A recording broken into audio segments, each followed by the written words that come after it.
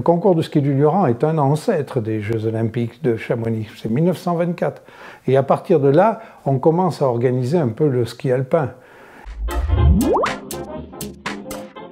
Et c'est en 1936 que les choses aux Jeux Olympiques se développent vraiment, avec des skieurs comme Émile Allais, qui développe le ski parallèle.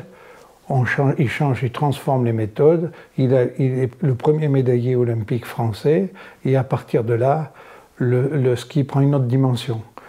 Arrive la guerre de 40, bien sûr, rien ne se passe.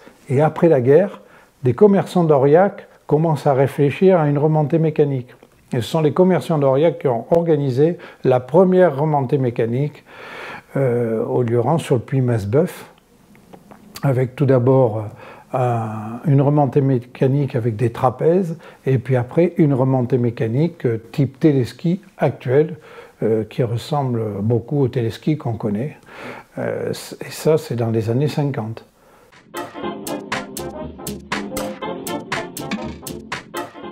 À partir de la fin des années 50, un gros problème dans l'agriculture, la fièvre afteuse, qui décime le troupeau cantalien. Le fromage se vend très mal. En 1960, les conseils généraux se posent la question, est-ce qu'il ne faut pas trouver une autre activité économique pour le Cantal, et est-ce qu'il ne faut pas penser au tourisme? Et là, une première étude est faite pour construire un téléphérique d'été qui part entre le tunnel actuel, le tunnel routier actuel et la gare, à l'initiative du maire de Murat de l'époque, qui est le docteur Péchaud, et le préfet de l'époque ne trouve pas les financements. Georges Pompidou est nommé par le général de Gaulle Premier ministre en 1962.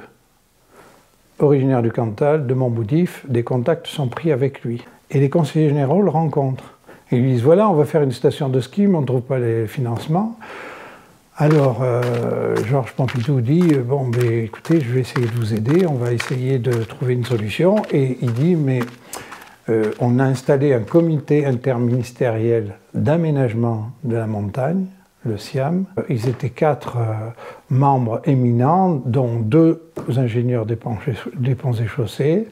Monsieur Catelin, originaire de Courchevel, qui venait de terminer l'équipement de Courchevel, et Émile Allais, le grand champion de ski.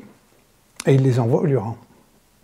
Et quand ils voient le site, ils disent, mais ce site est extraordinaire, il ne faut pas faire un téléphérique d'été, il faut faire une station été-hiver.